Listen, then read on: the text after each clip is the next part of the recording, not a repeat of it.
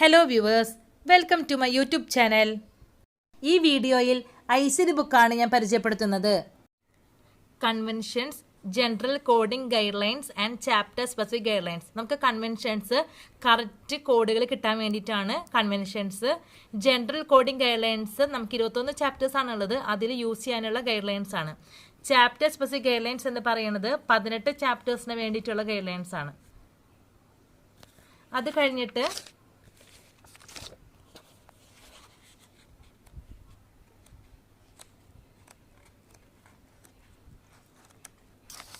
Anatomical structures ഓരോ സിസ്റ്റത്തിനും നമ്മൾ പറയുന്നുണ്ട്. അതിൻ്റെ പിക്ചേഴ്സ് നമുക്ക് ഇവിടെ ഇട്ടിട്ടുണ്ട്. നോൺ മെഡിക്കൽ ബാക്ക്ഗ്രൗണ്ടിലുള്ള പ്രൊഫഷണൽസിന് വേണ്ടിയിട്ടാണ് ഇത് കാണിക്കുന്നത്. ഓക്കെ,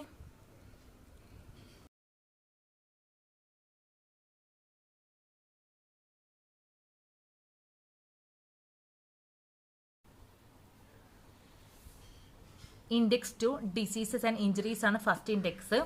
ഇതിലെ മെയിൻ ടേം എപ്പോഴും ബോൾഡ് ലെറ്റേഴ്സിലായിരിക്കും. അതിന് താഴെയാണ് സബ് ടേംസ് കിടക്കുക. അതിൻ്റെ അരികത്ത് തന്നെ കോഡുകൾ കാണും. ഈ കോഡുകളുടെ സൈഡിലായിട്ട് ഒരു ബോക്സും ടിക്ക് മാർക്കും കാണും. ഇത് മനസ്സിലാക്കേണ്ടത് ഇത് ഇനിയും കംപ്ലീറ്റ് ചെയ്യാനുണ്ട്. ഇവിടെ ക്യാരക്ടേഴ്സ് ഇട്ടാലേ ഈ കോഡ് കറക്റ്റ് ആണെന്ന് വരികയുള്ളൂ. അപ്പോൾ ഇവിടെ ഇനി നമുക്ക് ടാബുല ലിസ്റ്റിൽ പോയിട്ടാണ് നമ്മൾ ഇവിടുന്ന് കിട്ടിയ കോഡ് എപ്പോഴും നമ്മൾ ടാബുല ലിസ്റ്റിൽ വന്ന്, ടാബുല ലിസ്റ്റ് എന്ന് വെച്ചാൽ ചാപ്റ്റേഴ്സ് അടങ്ങിയിട്ടുള്ള ഭാഗമാണ്, അതിൽ വന്ന് കോഡ് വെരിഫൈ ചെയ്തിട്ടേ നമുക്ക് കോഡ് അസൈൻ ചെയ്യാൻ പാടുള്ളൂ. അപ്പോൾ ഇവിടെ ഈ ഒരു കോഡ് ഈ 27.8 എന്ന് പറയുന്നത് കറക്റ്റാണ്. പക്ഷെ ഇവിടെ ഒരു ബോക്സും ടിക്ക് മാർക്ക് ഉണ്ടെങ്കിൽ അവിടെ ഇനി ക്യാരക്ടേഴ്സ് ഇട്ടാലേ ആ കോഡ് കംപ്ലീറ്റ് ആവുള്ളൂ. അപ്പോൾ ആദ്യത്തെ ഇൻഡെക്സ് എന്ന് പറയുന്നത് index to diseases and injuries ആണ്. ഇത് നമുക്ക് ആൽഫബറ്റിക് ഓർഡറിലാണ് ഡിസീസസ് എടുക്കുന്നത്. രണ്ടാമത്തെ ഇൻഡെക്സ് എന്ന് പറയുന്നത്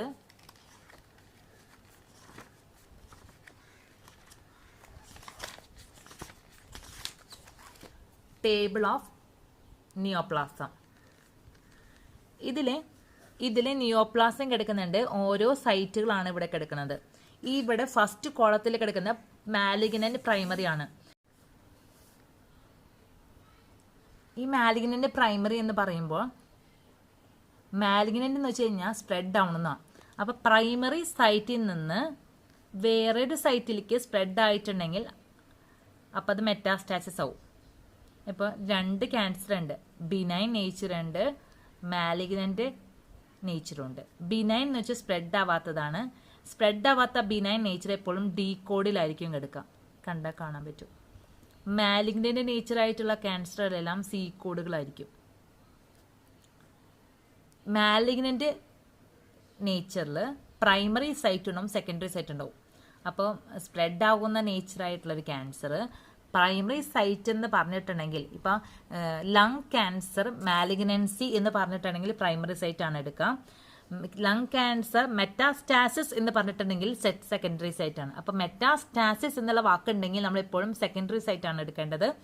മാലിഗ്നൻസി എന്ന് മാത്രം പറഞ്ഞിട്ടുണ്ടെങ്കിൽ പ്രൈമറി സൈറ്റ് ആണ് എടുക്കുക. ബിനൈൻ ആണെങ്കിൽ ഇത് ക്യാൻസർ ഇൻ സൈറ്റുവിൻ്റെ കോഡുകളാണിത്. ക്യാൻസർ ഇൻ സൈറ്റു എന്ന് പറഞ്ഞിട്ടുണ്ടെങ്കിൽ ഇപ്പോൾ ഒരു റീക്യാപ്സുലേറ്റർ ആയിട്ടാണ് കിടക്കുന്നത് ആ ക്യാൻസർ. അത് പിന്നീട് ഒരു ഹാംഫുൾ നേച്ചറായിട്ട് കാണാനുള്ള സാധ്യതയുണ്ട്. അൺസർട്ടൺ ബിഹേവിയർ എന്ന് വെച്ച് കഴിഞ്ഞാൽ മാലിഗ്നൻ്റ് ആണോ ബിനൈൻ ആണോ പ്രീ മാലിഗ്നൻ്റ് ആണോ എന്ന് ക്യാൻസർ ഇൻ സൈറ്റു എന്ന് വെച്ച് കഴിഞ്ഞാൽ അത് പിന്നീട് അത് ഹാംഫുൾ ആവാനുള്ള സാധ്യതയുണ്ട്. ഇപ്പോൾ അത് റീക്യാപ്സുലേറ്റർ ആണ്. അൺസർട്ടൺ ബിഹേവിയർ എന്ന് വെച്ചാൽ പ്രീ മാലിഗ്നൻ്റ് ആണ് എന്ന് വെച്ച് കഴിഞ്ഞാൽ ബിനൈനിൽ നിന്ന് മാലിഗ്നൻസിക്ക് പോകാനുള്ള പാത്വേയിലാണ് ആ ഒരു നേച്ചർ ആ ക്യാൻസർ കിടക്കുന്നത്. അപ്പോൾ അതുകൊണ്ട് അൺസർട്ടൺ ബിഹേവിയർ ആണ്. അപ്പോൾ അതിന് നമുക്ക് വേറെ പറയാം പ്രീ മാലിഗ്നന്റ് ക്യാൻസർ എന്ന് പറയാം. അൺസ്പെസിഫൈഡ് ബിഹേവിയർ എന്ന് വെച്ച് കഴിഞ്ഞാൽ ബിനൈൻ ആണോ പ്രീ മാലിഗ്നന്റ് ആണോ മാലിഗ്നന്റ് ആണോ എന്ന് കൺഫേംഡ് അല്ല.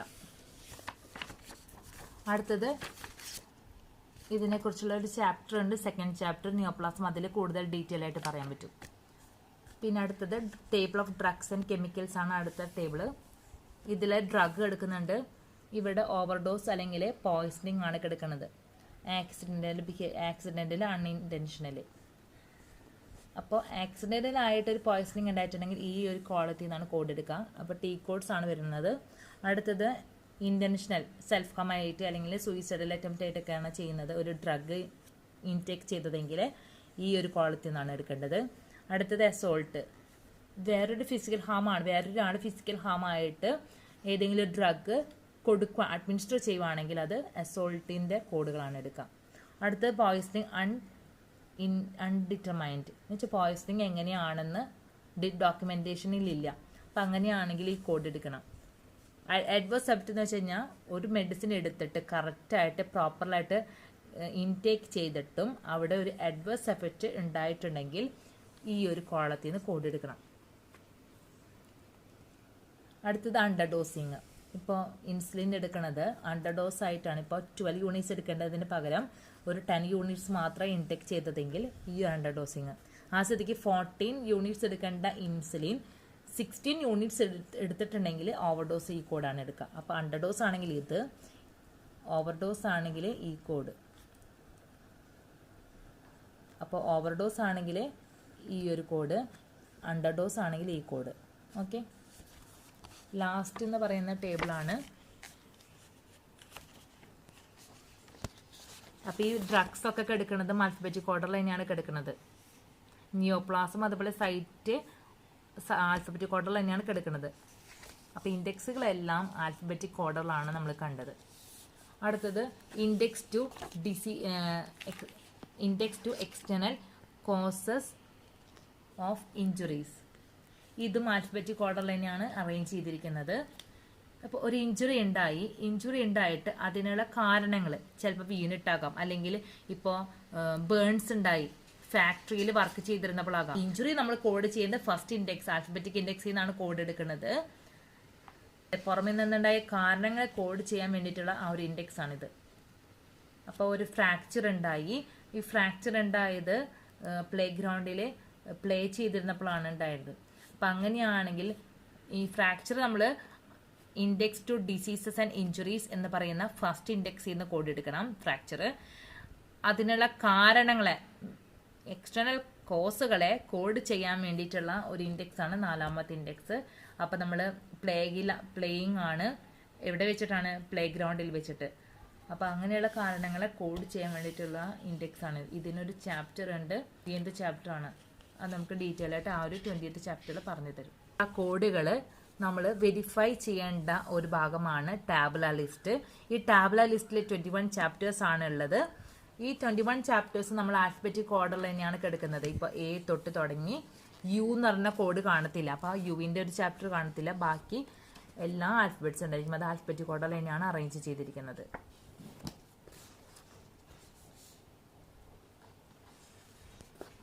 ഓക്കെ, അപ്പോൾ എപ്പോഴും നമ്മൾ കിട്ടിയ കോഡ് ഇവിടെ വന്ന് വെരിഫൈ ചെയ്യണം, എന്നിട്ടേ സൈൻ ചെയ്യാൻ പാടുള്ളൂ.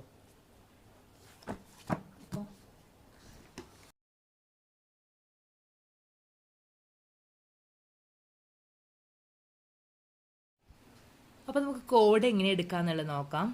ആദ്യം നമ്മൾ ഇൻഡെക്സിൽ നിന്നാണ് എടുക്കുന്നത്. ഇൻഡെക്സിൽ നിന്ന് ആദ്യം നമ്മൾ നോക്കാനുള്ളത് എക്യൂട്ട് ബ്രോങ്കൈറ്റിസ് ആണ്. അപ്പം എക്യൂട്ട് ബ്രോങ്കൈറ്റിസിലെ മെയിൻ ടേം എന്ന് പറയുന്നത് ബ്രോങ്കൈറ്റിസ് ആണ്. അപ്പം ബിയിൽ നോക്കാം.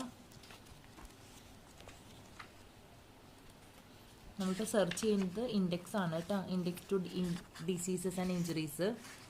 അതിലെ ബ്രോങ്കൈറ്റിസ് കണ്ടു.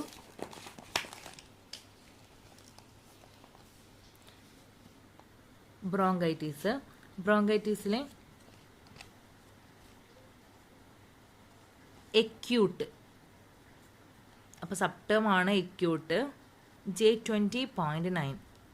അപ്പോൾ ഈ കോഡ് കിട്ടിയത് ശരിയാണോ നോക്കാൻ വേണ്ടിയിട്ട് നമ്മൾ ടാബുല ലിസ്റ്റിൽ പോയിട്ട് വെരിഫൈ ചെയ്യണം. അപ്പോൾ J20 ഇതും ആൽഫബറ്റിക് ഓർഡറിലാണ് കിടക്കുന്നത്. J20.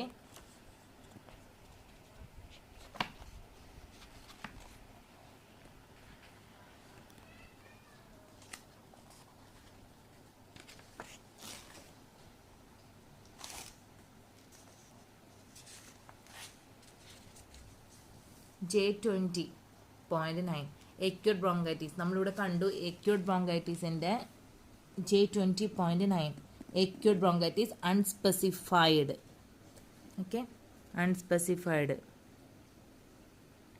അപ്പോൾ ഇപ്പുറത്ത് നോക്കാം, സൈഡിൽ നോക്കാം എന്തെങ്കിലും സർക്കിൾ എന്തെങ്കിലും ക്യാരക്ടേഴ്സ് ഇനി ആവശ്യമാണോ, ഇനി ഒന്നും ഇട്ടിട്ടില്ല. അപ്പം ഇതാണ് കറക്റ്റ് ആൻസറാണ് J20.9.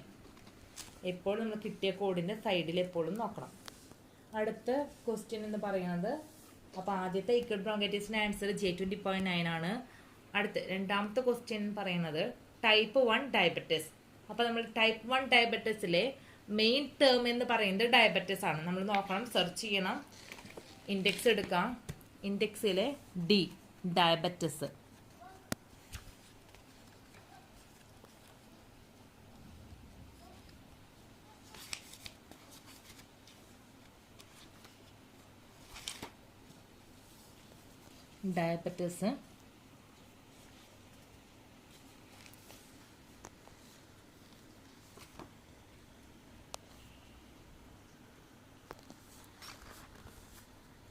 ഡയബറ്റിസ് ഡയബറ്റിസിലെ ടൈപ്പാണ് നോക്കാനുള്ളത്. അപ്പോൾ ഓർഡറിൽ നോക്കാം. സബ് ടേമും നമ്മൾ ആൽഫബറ്റിക് ഓർഡറിൽ തന്നെ സെർച്ച് ചെയ്യാം. ST type 1.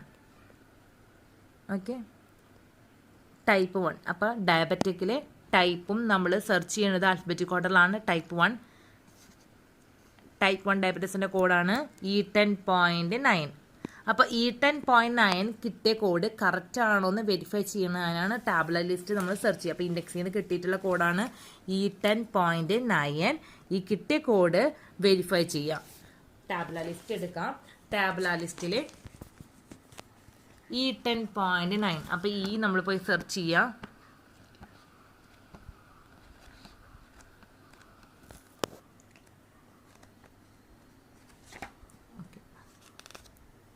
അപ്പോൾ E10 കണ്ടു. E10.9 ആണ് നമ്മൾ കണ്ടത്. E10.9 type 1 diabetes mellitus without complications ഒന്നും ഇല്ല. ജസ്റ്റ് ടൈപ്പ് 1 ഡയബറ്റിസ് മെലിറ്റസ് എന്ന് മാത്രമേ പറഞ്ഞിട്ടുള്ളൂ. അപ്പോൾ E10.9 സൈഡ് നോക്കാം. വേറെ ക്യാരക്ടേഴ്സ് ഒന്നും റിക്വയർ ആണെന്ന് ഇവിടെ കാണിക്കുന്നില്ല. അപ്പോൾ ഈ ആൻസറും കറക്റ്റാണ്. അപ്പോൾ ഇതിൻ്റെ ആൻസർ E10.9 ആണ്. മൂന്നാമത്തെ ക്വസ്റ്റ്യൻ എന്ന് പറയുന്നത് ക്രോണിക് ടോൺസിലൈറ്റിസ്. അപ്പോൾ ടോൺസിലൈറ്റിസ് ആണ് മെയിൻ ടേം. ക്രോണിക് ടോൺസിലൈറ്റിസ് ആണ് main term.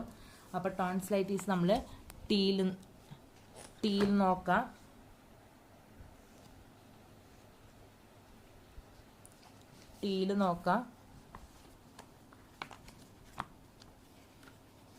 ST.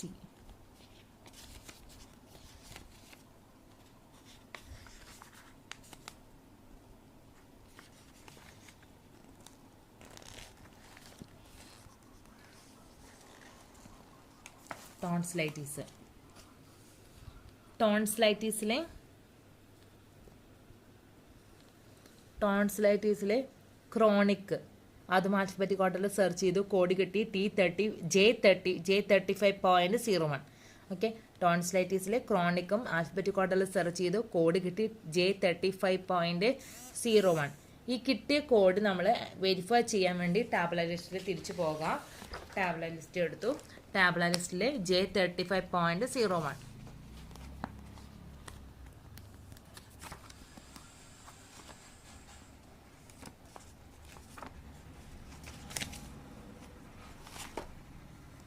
J35.01 chronic tonsillitis. Okay, J35.01. ഇവിടെ സൈഡിൽ നോക്കാം വല്ല കോഡുകളുണ്ടോ, ഇല്ലല്ലോ. അപ്പോൾ കറക്റ്റ് ആൻസറാണ് നമുക്ക് കിട്ടിയിരിക്കുന്നത് J35.01. അടുത്തത് ഡൈവർട്ടിക്കുലോസിസ് വിത്ത് ബ്ലീഡിങ്. അപ്പം നമ്മൾ ഡൈവർട്ടിക്കുലോസിസ് വിത്ത് ബ്ലീഡിങ് എന്ന് പറയുമ്പോൾ മെയിൻ ടേം എന്ന് പറയുന്നത് ഡൈവർട്ടിക്കുലോസിസ് ആണ്.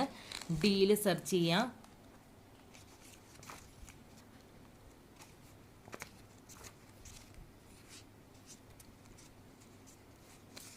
ഡൈവർട്ടിക്കുലോസിസ്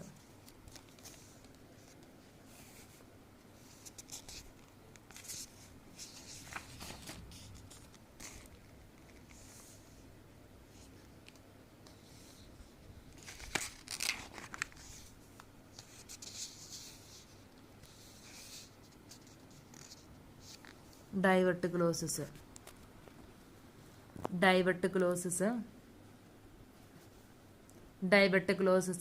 വിത്ത് ബ്ലീഡിങ് K57.91. അപ്പോൾ ഡൈവർട്ടിക്കുലോസിസ് മെയിൻ ടേം, അതിൻ്റെ വിത്ത് ബ്ലീഡിങ് എന്ന് പറഞ്ഞ സബ് ടേം ആണ്. കോഡ് കിട്ടും K57.91. ഈ കിട്ടിയ കോഡ് നമ്മൾ അവിടെ പോയിട്ട് വെരിഫൈ ചെയ്യണം. ഇവിടെ ടാബുല ലിസ്റ്റിൽ വന്ന് വെരിഫൈ ചെയ്യണം. എപ്പോഴും ശ്രദ്ധിക്കാനുള്ള കിട്ടിയ കോഡ് നമ്മൾ എപ്പോഴും വെരിഫൈ ചെയ്തിട്ടേ അസൈൻ ചെയ്യാൻ പാടുള്ളൂ. അപ്പോൾ ഡൈവർട്ടിക്കുലോസിസ് വിത്ത് ബ്ലീഡിങ് കോഡ് K57.91 ആണ്. അപ്പോൾ കെ എന്ന് പറയുന്നത് ആൽഫബറ്റിക് കോഡിലുള്ള കെ സെർച്ച് ചെയ്യാം. IJK K57.91. Diverticulosis of intestine part unspecified without perforation of abscess with bleeding. അപ്പോൾ K57.91 ആണ് ആൻസർ. സൈഡിൽ എന്തെങ്കിലും ഉണ്ടോ? ഒന്നും പറഞ്ഞിട്ടില്ല. കറക്റ്റ് ആൻസറാണ്. ഓക്കെ, എപ്പോഴും ഈ സൈഡ് നോക്കണം കേട്ടോ. ഈ സൈഡിൽ 4th ക്യാരക്ടർ ആവശ്യമാണെങ്കിൽ 4th നിന്നിട്ടുണ്ട്. ഇപ്പോൾ 3 ക്യാരക്ടർ ഉള്ളൂ. 4th വേണമെങ്കിൽ അടുത്ത 4th വേണമെന്ന് പറയും. ഓക്കെ, എപ്പോഴും അത് ശ്രദ്ധിക്കണം. ഓക്കെ, ഇത്രയാണ് ICD ബുക്കിനെ കുറിച്ചിട്ടുള്ള ഒരു ബുക്ക് ഫോർമാറ്റ്. അടുത്ത വീഡിയോയിൽ നമുക്ക് കൺവെൻഷൻസും ജനറൽ കോഡിംഗ് ഗൈഡ്ലൈൻസും നമുക്ക് അടുത്ത വീഡിയോയിൽ പരിചയപ്പെടാം. ഇനിയുള്ള വീഡിയോകളുടെ നോട്ടിഫിക്കേഷൻ ലഭിക്കുന്നതിന് വേണ്ടിയിട്ട് സബ്സ്ക്രൈബ് ചെയ്യുക, ബെൽ ബട്ടൺ പ്രസ് ചെയ്യുക. Thank you.